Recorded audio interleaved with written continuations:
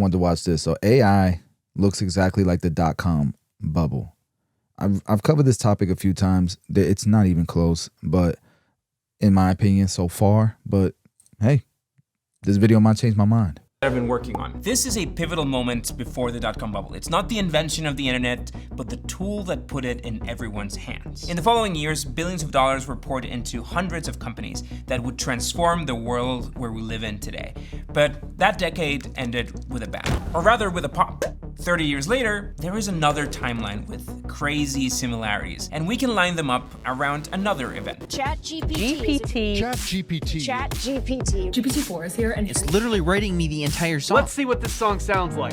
Wow, it's so smart. How about we talk about recent advancements in artificial intelligence? Absolutely. Artificial intelligence is indeed a fascinating topic. We had been toying with the idea of AI for a while, but the release of ChatGPT suddenly put it into everyone's hands. It made the average person understand how transformative AI could be, and it kickstarted another chain of events. It appears that the website has become alive. There are too many parallels and coincidences between these two, and understanding those similarities is, I think, the key to figuring out if this one is headed into another implosion. Those two events are not the origin, but the trigger that put these technologies in the hands of millions. We could say that the true origin of the internet as we know it today happened in CERN, you know, those guys with the Large Hadron Collider. And the World Wide Web, the internet, was a bit of a passion project, you know, like to get these scientists to socialize between them and get into their own little chat rooms. It passes through every conceivable point in every conceivable universe almost simultaneously. But it was also the culmination of years of research around protocols and the technologies needed to make computers talk to each other. But that CERN breakthrough was the first glance that people got at the potential for what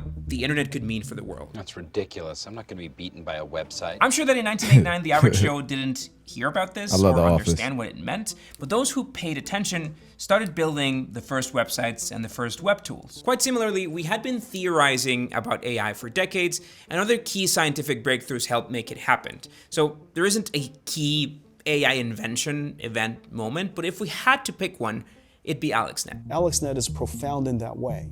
You know, not only was it a giant breakthrough in computer vision, it was also a profoundly new way of doing software. Some people call it software 2.0. Because you see, in 2010, AI Geek started running this little competition called the ILSVRK, the ImageNet Large-Scale Visual Recognition Challenge. The idea is that teams submit different software programs that compete and try to classify and detect objects and images. Dog, loaf of bread, system error. And each year's winner is the program that does better at recognizing these images, or technically the program that screws up the least. Not hot dog. Wait, what the fuck? Now in 2012, AlexNet absolutely crushed the competition, and it did so with a novel approach to neural networks and deep learning. We made a whole video like last week about how some of those neural networks work. That's not today's topic, so I'll just keep it simple. Among other breakthroughs, the team figured that it'd be much more efficient to use GPUs instead of CPUs to do all these calculations. So they managed to run their piece of software on just 2 NVIDIA GTX 580 video cards versus the huge server processor-heavy data rooms that the competition had to use. In 2012, NVIDIA stock was about 35 cents a share. This paper was the trigger that would then turn NVIDIA into a $1 trillion company, scaling their share price by 400 times, but let's not get ahead of ourselves. Now, Google acquired the company, the founders worked there for a while, one kind of got bored, and the other joined a few other nerds to start a non-profit organization called OpenAI. Now, both of those events, the World Wide Web and AlexNet, are key not because of the attention that they received at the time, but because they triggered hundreds of scientists, entrepreneurs, engineers to begin developing applications on top of these breakthroughs. We've seen billions of dollars thrown at these companies, which is why we're here in a way. But there's also been a rise of solopreneurs and small teams leveraging these models and their APIs to build simple solutions for everyday problems for people or for other small businesses. I've been working with HubSpot on a few video collaborations, and I convinced them to give you guys free access to their side hustle database. So they put together this list of 100 company ideas along with the skills that you need to build each one of those companies. But my favorite feature is that you can filter them by the amount of investment needed to get either idea off the ground. I've put a link in the description for you guys to download, or you could just snap this QR code here. And if you're looking to dip your toes, you can just pick one of those $100 to $500 side hustle ideas that fits your skills, the stuff that you already have, and begin building. Again, it's completely free and it's a flexible Google Doc. You can download it, you can store it, you can edit it and reference it later. You don't need to raise or burn through millions of dollars like these companies did to start a business that leverages technology or the internet or AI. This is one of the Hustle's most valuable and most popular resources. We've been collaborating with them for a couple of years now, and they, of course, helped fund the production of this video. But let's go back to those mass adoption moments. When Mosaic, which eventually turned into Netscape, from the moment when the browser was released, it took about 6 years for the first 100 million people to get online. Now, getting online back then wasn't just about signing up or downloading an app. Only about 20% of US households even had a computer at that point, and getting online meant spending hundreds or thousands of dollars into your first computer. Riding on the internet, cyberspace, set free, hello virtual reality. On the other hand, it would take ChatGPT just 2 months to reach the same 100 million users. This beat the previous record holder, TikTok's 9 months, to become the fastest user adoption in history. But more than triggering user adoption, what both of these moments did was trigger greed. Internet stocks drove a powerful surge on Wall Street today. Dotcom shot up today. We're on track, it looks like, to hit 1 billion shares AOL, today. Yahoo, Amazon. This has really created a very strong brand. Now, this is the NASDAQ index from the release of Mosaic in September 1993 to the Netscape IPO on August 9th, 1995. At the time, being profitable was this unwritten requirement to go public, but this company was only a couple of years old, absolutely not profitable, and now getting ready to go public? Why? Like, how did it justify this? Well, their revenue had doubled every quarter, and they were riding high. No one had ever seen anything like that. Plans were set to IPO at $14 per share, but there was a lot of hype around this IPO, so they shifted that last minute to $28 a share. And the gamble paid off. They closed that first day at $58 a share, valuing the company at $2.9 billion. It's the kind of Hollywood of the 20s. A year ago, this place didn't exist. Today, it's the fastest growing firm in the digital world. How much of that valuation was real value that this company could extract for investors? How much of that was just based on revenues or the company's potential? And how much of that was speculation? The excitement created by Netscape and other tech companies going public over the next few years made the index double over the next 3 years, from $1,000 to $2,000 at the end of 1998. Now, a key contributing factor was that there was a lot of money in the market in the 90s, in part because a few years earlier, Americans were given the opportunity to invest tax-free dollars into the stock market through their retirement funds, their 401ks. If you're outside the US, 401k is the US pension system, essentially. But 401k made the amount of people that invested in the stock market jump from 25% in the 80s to 50% at the end of the 90s, more than any other major economy in the world. And add to that this new wave of tech companies that were building the future. For retail investors and for a fair share of professional investors too, it mattered little if they understood the underlying technology or not. It was all about the hype, and the hype was real. 20 plus companies IPO'd during these next 3 years, and speculation around those companies was all part of the fuel. Now, most of these companies were not profitable. They had not proved their business model, but they were tech companies. They were .com companies, so they could potentially be another Netscape. Just slap .com into anything. Now, let's see how that played in the other timeline. This is the release of ChatGPT against the NASDAQ index. There was a lot of money flowing in the market because the US had basically printed trillions of dollars a few months back as part of their COVID stimulus checks. Now, at this point, 60% of Americans were invested in the stock market, and 2 years later, the NASDAQ is once again at double its value. Barnacles! What could be worse than a giant paint bubble? Oh, I know! 2 giant paint bubbles! But it's very different from the first time. There have only been a handful of AI companies going public doing IPOs in that time frame. While AI is key to market growth, a good chunk of the money that's been invested into the AI buzz has been invested via private venture capital deals. Venture capital as we know it today, with hundreds of VCs, angel investors putting money into startups directly and privately, that didn't exist in the 90s. Truly, the IPO madness post-Netscape was fueled in part because there was nowhere else for these companies to raise money from, so they had to go public. And that sucks because you do end up with retail investors, unexperienced investors, fueling risky business expenses on profitable companies that they don't understand. My wife might divorce me, but yeah, let's do it. So why the crazy growth in today's stock market? A huge portion of that is the so-called Magnificent Seven. Apple, Microsoft, Google, aka Alphabet, Amazon, Nvidia, Meta, aka Facebook, and Tesla, which have now all added some form of AI to their value propositions. Those are the companies fueling the hype by all means. Their valuation was decoupled from their earnings and from the other non-tech stocks. Now, if we establish the release of ChatGPT as the equivalent revelation about AI and what it could mean for the world, let's look at how these companies performed since then. Tesla is up 85%, though their AI self-driving proposal predates GPT, and there are other reasons why Tesla is booming in the stock market. Next 2 years. Google/Alphabet is also around 85% growth, even though they have a ton of R&D dedicated to generative AI. Their search business is also being threatened for the first time, well, since ever. Apple is up 65%, despite Apple Intelligence being completely useless. Microsoft is up 65%. They do own like 49% of What? This is so stupid, bro. OpenAI, well, since ever. Apple is up 65%, despite Apple Intelligence being completely, Do you think well, since ever. Apple is up he uses Apple being up 65% since 2022 as if AI, because their AI isn't great, that's why Apple shouldn't be up 65%. up 65%, despite Apple Intelligence being completely useless. Microsoft is up 65%. They do own like 49% of OpenAI, which explains that. Meta is up. That's what it explains? Maybe I'm missing something here. Is he talking about the stock, or what am I missing here? AI and what it could mean for the world. Let's look at how these companies performed since then. Tesla is up 85%, though their AI self-driving proposal predates GPT, and there are other reasons why Tesla is booming in the stock market. Next 2 years. Google/Alphabet is also around 85% growth, even though they have a ton of R&D dedicated to generative AI. Their search business is also being threatened for the first time, well, since ever. Apple is up 65%, despite Apple Intelligence being completely useless. Microsoft is up 65%. They do own like 49% of OpenAI, which explains that. Meta is up 615%. They have some AI, but it's mostly that they've just run the company very profitably with their ad business lately. And then Nvidia is up 835% since. Maybe they're all just more profitable, like, which is a huge difference between the AI boom and the dot-com bubble, right? Huge difference.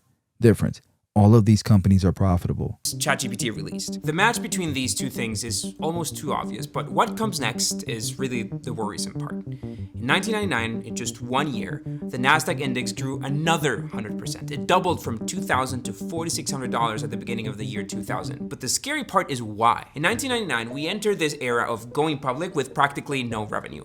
eToys, Pets.com, the Globe.com, Webvan, they all IPO'd. Their valuations skyrocketed, sometimes 6 times their initial share price. And you also had all these other companies with growing valuations just for adding a .com to their name. Like MIS International renamed to Cosmos.com, and so their shares spike 900%. No change in what they did, literally just a name change. This other company, Professional Recovery Systems, went from penny stock to $9 a share in the early 2000s, a 1,600% gain just because they added .com to their names. Does this ring a bell to you? ClickUp AI Note Taker is different. Sana AI has joined the team. AI Optimized has elements of both. Today, we're introducing Notion AI. Slack AI comes in. Introducing conversational AI with 11 Labs. The new AI-powered search engine by Artlist. I'm not done though.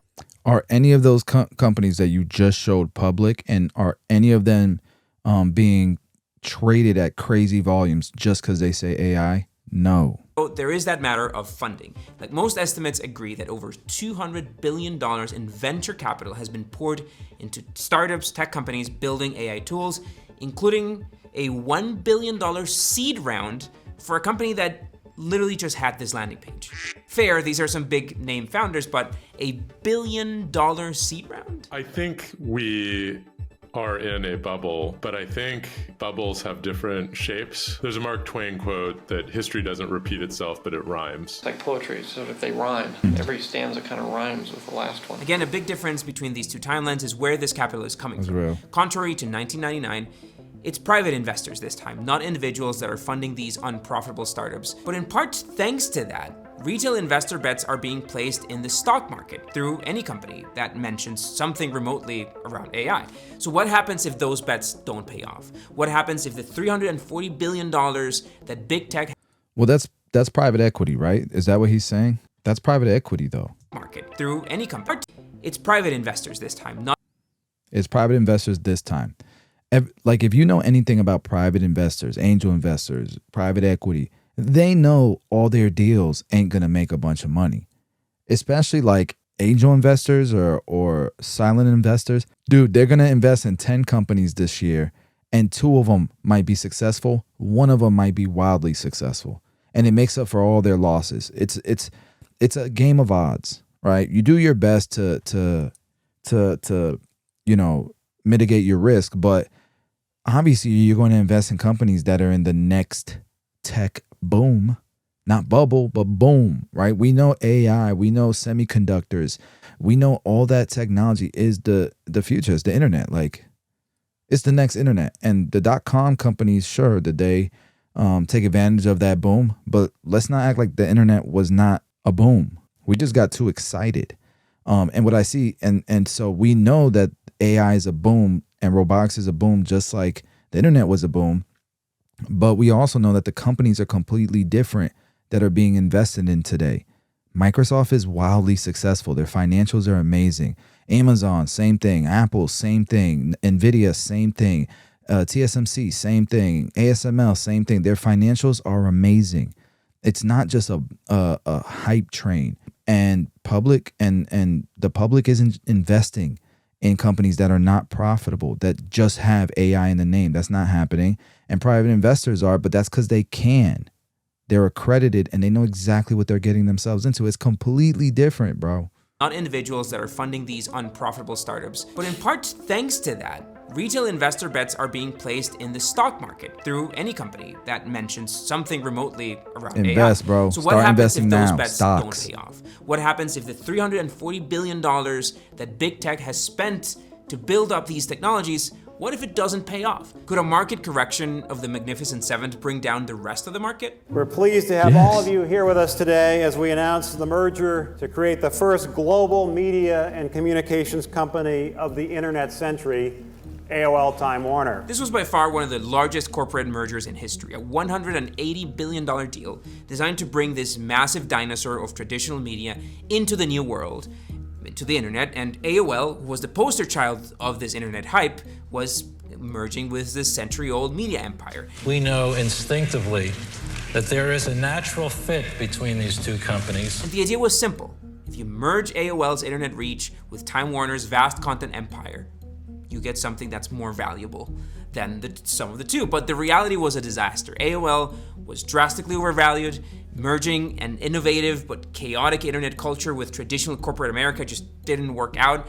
The merger became a cautionary tale, symbolizing the excess of the dot-com bubble. Now, fast forward to today, you can't help but notice how Microsoft's massive investment into OpenAI echoes this story a little bit. Microsoft is to boost its investment in ChatGPT maker OpenAI. They've put $1 billion in the past, but $10 billion getting that kind of a valuation. Tech giants betting billions of dollars on a revolutionary technology to enhance and integrate deeply into all of their products. While Microsoft hasn't officially acquired OpenAI, thanks in part to the fact that they have this non-profit origin mess, this partnership has a lot of similar dynamics. Microsoft has already poured billions of dollars into OpenAI, betting heavily on this generative AI revolution to transform their own business, much like AOL was betting on merging tech with content. Now, massive differences in thinking were evident, for example, in 2024, when the OpenAI board fired the CEO, Sam Altman, for rushing into AI breakthroughs without any guardrails. And still, he got rehired the next day after the company's big benefactor stepped in. Now, Microsoft might be the dinosaur here, and OpenAI the hot startup. And while there are plenty of legal hoops that they have to jump to eventually fully control OpenAI, they do already own 49% of the company. They effectively control a lot of what they do. But what happens if AI doesn't deliver the transformation that everyone's expecting, or at least not soon enough? Could Microsoft's massive investment in OpenAI turn into some AOL-sized regret? I think we're still yet to see if Microsoft delivers on the promises of Copilot and if they can bring it home. I believe, with the benefit of hindsight, most of the excess of the dot-com bubble might have been justified. I think that doesn't mean that the excitement around the impact of the internet on the economy was false. We will look back and laugh at some of the excess, but I'm confident we will have a brand-defining, likely trillion-dollar consumer company come out of this. Now, today, I think AI has failed to transform our lives or make the amount of money that speculators seem to. I don't have to drive my car. My car drives itself. The productivity that I have just using ChatGPT is life-changing, completely life-changing. The stuff that Palantir is doing, the robotics, the way that robots are moving and stuff, it's just scientifically proven it is life-changing technology.